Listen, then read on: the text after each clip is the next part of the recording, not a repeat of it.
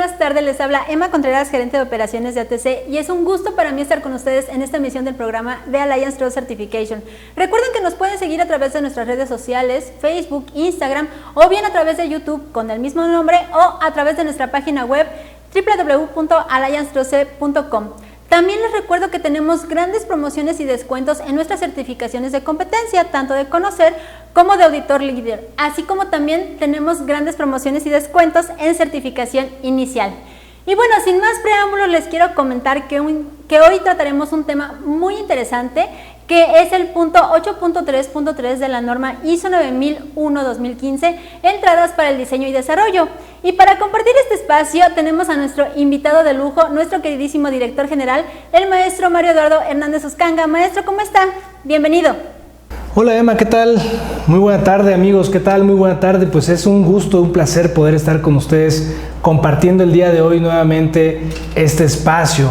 Y sí, efectivamente, el día de hoy vamos a tocar un tema bien interesante, vamos a tocar un punto muy importante precisamente como parte de la continuidad de lo que hemos estado viendo. Recordar que la semana pasada abordamos el tema de diseño y desarrollo, empezamos a ver un poquito en qué consistía estas actividades, el proceso y demás, y hoy vamos a ver un tema que sin lugar a dudas nos va a ayudar a comprender muchas veces o gran parte de lo que debemos de considerar en la entrada de ese proceso de diseño y desarrollo, que precisamente son todo lo que requerimos para empezar a aterrizar las ideas y para empezar a desarrollar precisamente de qué manera vamos a producir este producto o estos servicios en un futuro. Recordar que todavía en este momento, en esta etapa, no estamos fabricando, no estamos prestando ningún servicio, estamos apenas conceptualizando o aterrizando precisamente esas necesidades de lo que va a requerir nuestro producto, de lo que va a requerir un servicio, de acuerdo a las demandas o de acuerdo a las necesidades de cierto sector del mercado o cierto sector de la población en la cual está enfocada nuestros servicios o nuestros productos. Entonces vamos a tener una sesión muy interesante y bueno, pues si les parece bien, damos inicio a esta sesión de preguntas y respuestas que bueno, que muy amablemente nos han hecho llegar algunos de ustedes, y precisamente para eso pues le cedo la palabra, licenciada. Así es, maestro, muchas gracias. Y bueno, maestro, este tema de entradas para el diseño y desarrollo se refiere a que se necesita considerar toda la información o los datos necesarios para poder desarrollar el diseño de un producto, maestro, ¿o a qué se refiere esto de entradas para el diseño y desarrollo? Sí, es correcto. Fíjate que precisamente en este momento de la norma empieza a arrojarnos una serie de requisitos, un abanico de posibilidades que pudieran manifestarse de diferentes formas. Como lo decía hace un momento cuando iniciábamos esta transmisión, pues es importante considerar siempre hacia qué tipo de mercado, hacia qué tipo de sector económico, hacia qué lugar geográfico van dirigidos nuestros productos o nuestros servicios. ¿Por qué? Porque dependiendo de estas necesidades o dependiendo de ese lugar donde va a insertarse nuestro producto o nuestro servicio, pues vamos a identificar que tenemos diferentes tipos de necesidades o diferentes tipos de requisitos que cumplir. El primero de ellos es el requisito legal. ¿Sale? Hablábamos fuera del aire, por ejemplo, no es lo mismo fabricar, por ejemplo, tal vez un electrodoméstico, un refrigerador, una lavadora, un microondas en México, que probablemente fabricarlo o comercializarlo, distribuirlo en alguna parte de Sudamérica. ¿Vale? Es importante entender que, por ejemplo, aquí en México existen normas oficiales mexicanas relacionadas con la seguridad eléctrica, relacionadas con la eficiencia energética, ¿sí? Entre otras cuestiones que debemos de considerar. Debemos de ver también que dentro de estos requisitos o dentro de estas entradas debemos de considerar o debemos de tener claro, por ejemplo, por mencionar alguno, requisitos de desempeño y requisitos de funcionalidad del producto o del servicio. ¿Sí? Por ejemplo, ¿a qué hace referencia estas características? Vamos a pensar precisamente en este refrigerador, ¿sale? Que estábamos hablando hace un momento. ¿Cuál es la función de un refrigerador? Bueno, pues refrigerar, ¿no? O sea, mantener cierta temperatura o reducir la temperatura ambiental. En algunos casos también pues es congelar, ¿no? Eso es una función, ¿sí? Ahora, ¿qué es desempeño? Bueno, ¿a qué rango o hasta qué grado de temperatura va a poder llegar este producto, este refrigerador? Vamos a trasladarnos también, por ejemplo, a otro tipo de producto. Vamos a algo un poquito más complejo. Vamos a pensar en un teléfono, ¿sí? En un teléfono móvil. Todos tenemos un teléfono móvil. ¿Cuál es la principal función de un teléfono? Bueno, pues sacar llamadas, ¿no? Hacer llamadas, intercomunicarnos, hacer mensajes. Ya en la actualidad, pues todos los teléfonos inteligentes, tomar fotografías, tener una capacidad para almacenar aplicaciones, música, etcétera. Empezamos a ver que tenemos diferentes tipos de funciones en un producto. Ahora, ¿cuáles son precisamente esas características de desempeño? Bueno, probablemente el desempeño, necesitamos una cámara que tenga tantos megapíxeles, o tal vez esos productos que ya tienen 3, 4 cámaras, ¿no? Una capacidad de almacenaje, por ejemplo, o una capacidad en su procesador, y estamos hablando de desempeño, ¿sale? Esas características las tenemos que definir, y obviamente todas estas características deben ser claras, y diferentes requisitos que nos va pidiendo la norma, nos la va planteando, no ser ambiguas, tener bien específico qué es lo que necesitamos, entre otras cuestiones. A eso se refiere precisamente la norma cuando nos habla de que debemos definir esos requisitos de entrada para nuestro proceso de diseño y desarrollo. Y aquí es algo curioso. Por ejemplo, aquí también deberíamos de considerar estos requisitos de entrada independientemente, por ejemplo, si nosotros, y es algo que pasa muy comúnmente en diferentes industrias, hay organizaciones que por temas estratégicos, por temas de capacidad, por cualquier situación, toman la decisión de subcontratar, por ejemplo, el proceso de diseño y desarrollo. Entonces aquí lo que debemos de considerar, o debe de considerar la organización, es precisamente adecuar toda esta información.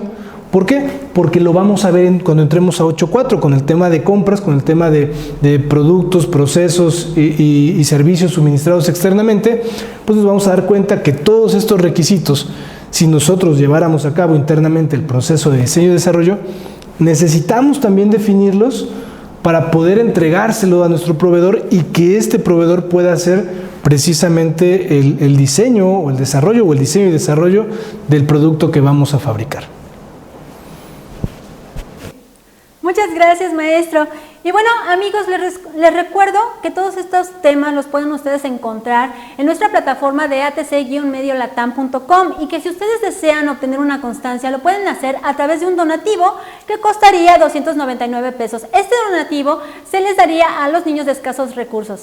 Y bueno, continuando con nuestro tema, maestro, tenemos precisamente una pregunta de nuestra amiga Carla González, en referencia a lo que acaba usted de mencionar. Ella pide si le puede dar algún ejemplo de los requisitos funcionales y de desempeño. Sí, por supuesto. Hola Carla, ¿qué tal? Buena tarde. Pues mira, me parece que en la primera pregunta me extendí un poquito más, di algunos ejemplos de lo que es función y lo que es desempeño.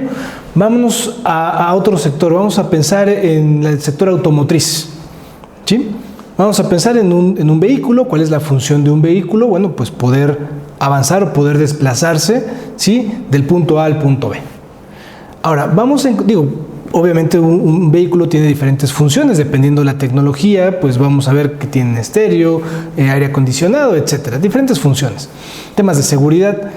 Ahora, el desempeño está ligado a la capacidad que va a tener precisamente este producto, a la capacidad que va a poder desarrollar en ciertas condiciones. Por ejemplo, una capacidad podría ser el acelerar de 0 a 100 en tantos segundos.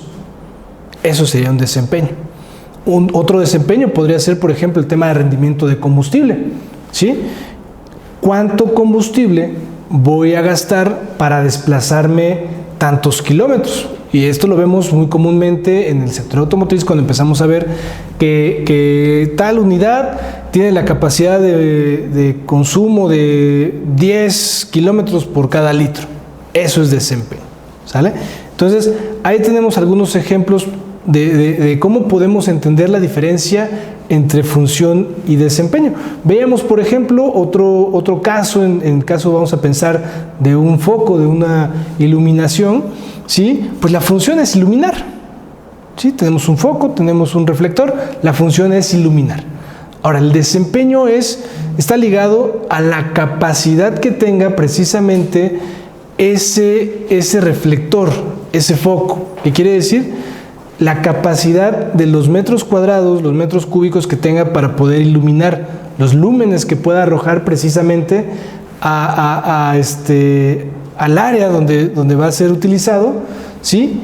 Para saber precisamente, o por ejemplo, otro indicador de desempeño de este producto podría ser el tiempo de vida útil. ¿Cuánto tiempo puede ser utilizado, cuántas horas puede ser utilizado un foco, un reflector? ¿Sale? Son algunos ejemplos precisamente entre función y desempeño. Muchas gracias, maestro. Y bueno, maestro, en el inciso E de este punto de la norma ISO 9001-2015 8.3.3 nos menciona que se deben de considerar las consecuencias potenciales de fallar debido a la naturaleza de los productos y servicios. ¿A qué se refiere este inciso, maestro? Sí, fíjate que básicamente aquí debemos de considerar cuál es el objetivo, cuál es el fin del producto o del servicio que vamos a diseñar, que vamos a desarrollar. ¿Sí? Por ejemplo, vamos a pensar en una llanta. La función de una llanta es poder ser utilizada en un automóvil, en una unidad, para poder desplazarse. Por la misma naturaleza de su trabajo, por la misma naturaleza del fin para cuál fue diseñado, para cuál fue desarrollado, pues existen situaciones potenciales, como por ejemplo una pinchadura, por ejemplo el desgaste natural de la llanta, por ejemplo que a tal velocidad o a tal temperatura o a tal presión la llanta pueda deformarse, ¿sí? Por la naturaleza de las actividades a las cuales fueron sometidas. Entonces, estas cuestiones también son parte importante de las entradas del diseño y desarrollo. ¿Por qué? Porque precisamente es ahí donde vamos a empezar a jugar con esta investigación, con este diseño de experimentos.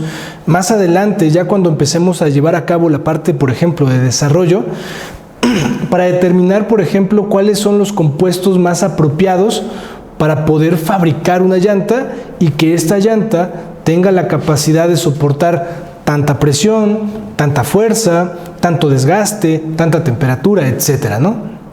Debemos de ir viendo precisamente todas estas situaciones potencialmente que puedan ocurrir de fallo en el producto que estamos diseñando, que estamos desarrollando, y precisamente siempre van a estar vinculadas, por ejemplo, hacia el tema de para qué voy a fabricar o cuál va a ser el uso que se le va a dar a este producto. Muchas gracias, maestro. Y bueno, maestro, también en este punto de la norma ISO 9001-2015 8.3.3 nos habla acerca de que las entradas deben ser adecuadas para los fines del diseño y desarrollo, estar completas y sin ambigüedades. ¿Nos podría dar un ejemplo acerca de lo que dice este punto de la norma, maestro, por favor? Sí, claro. Precisamente debemos de comprender o debemos de tener en consideración cuando empezamos a determinar todas estas entradas. Vamos a pensar que somos una empresa mexicana, somos una empresa en Colombia y que vamos a fabricar productos para exportar a Asia, ¿sí?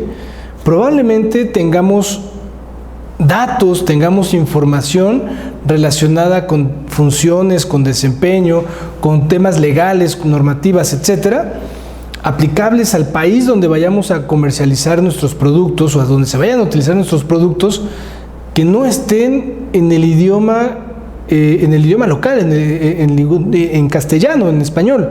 Entonces, esta situación obviamente nos pone en predicamento, porque nosotros necesitamos, los ingenieros, las personas que van a diseñar o que van a desarrollar y que van a participar en todas estas etapas de diseño y desarrollo, pues obviamente tendrán que tener la información de manera clara. Y por ejemplo, si estuviera en otro idioma, que no fuera, por ejemplo, tal vez el inglés o el español, que son los que más se hablan en Latinoamérica, bueno, el español por naturaleza, por obviedad, pero ¿qué pasa cuando tenemos o nos encontramos con documentos, por ejemplo, en chino mandarín, que nos encontramos con documentos en coreano, nos encontramos con información que no tenemos claridad y no tenemos certeza o conocimiento de lo que dice?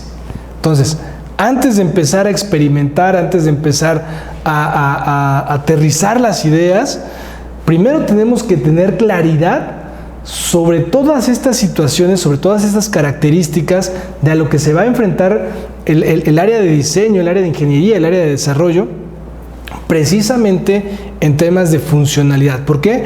Porque si no tenemos todo claro, si no tenemos toda la información clara, probablemente nos podamos meter en algún problema relacionado a que nuestro producto no cubra con las características que necesita el mercado, no cubra con las necesidades o con algún aspecto legal relacionado con el tema de diseño y desarrollo. ¿Y cuáles son las consecuencias? Bueno, pues, económicamente pues puede ser bastante fuerte, como que te puedan devolver todo tu producto, como que no lo puedas comercializar, como que lo puedas tener parado en aduanas, etcétera, ¿no? Es un tema muy importante tener precisamente todo claro, que todo esté claro y sin ambigüedades para las personas que van a utilizar esta información para el tema de diseño, para el tema de desarrollo, ¿sí? De lo contrario, bueno, nos podemos meter en este gran problema y por supuesto eso sería una pérdida catastrófica en temas económicos para la organización. Muchas gracias, maestro. Y bueno, maestro, tenemos otra pregunta de nuestra amiga Magali Álvarez. Ella quiere saber a qué se refiere cuando la norma menciona que hay entradas contradictorias. Sí, fíjate, es una buena pregunta, es un tema que parecería curioso, pero por ejemplo, en este momento se me viene a la cabeza, se me viene a la mente un ejemplo, por decir, del sector de la construcción. Vamos a pensar en una casa, en una vivienda, donde la persona o el dueño empieza a decirte: quiero una casa que tenga un cuarto con tantos metros cuadrados y quiero que tenga 2 recámaras adicionales con tantos metros cuadrados, una sala de estar, un baño, un vestidor, un gimnasio, y empieza a decir diferentes características con ciertas dimensiones. Y cuando lo aterrizamos hacia el terreno o hacia los metros cuadrados con los que dispone la propiedad o el inmueble, nos damos cuenta que son menores. Y dice: a ver, espérate, entonces, ¿cómo vamos a hacer para acomodar todo esto que quieres con las dimensiones que quieres en la superficie que tenemos? Eso sería un aspecto contradictorio. O sea, debemos de ser realistas que, por ejemplo, si tenemos tal vez un terreno de 10 por 20, tal vez podamos acomodarlo de cierta manera, o tenemos que reducir y tenemos que aclarar antes de seguir avanzando cómo podría quedar estas necesidades o estas funciones o estas características del producto que se va a fabricar más adelante. Entonces, principalmente tenemos que clarificar esta situación, no deben ser contradictorias, y este es por ejemplo, un buen ejemplo de cómo podría ser una entrada contradictoria. Algo que no es coherente contra lo que se tiene para poder trabajar, contra lo que se tiene para poder diseñar o desarrollar un producto o un servicio. Muchísimas gracias, maestro. Y bueno, también quiero agradecer mucho a las personas que nos han enviado sus preguntas. Recuerden que las pueden enviar antes de que se transmita el programa o bien durante la transmisión, y un experto en ese momento les dará respuesta, o en este programa también. Muchas gracias, de verdad. Y bueno, maestro, ¿alguna recomendación acerca de este punto de la norma 8.3.3?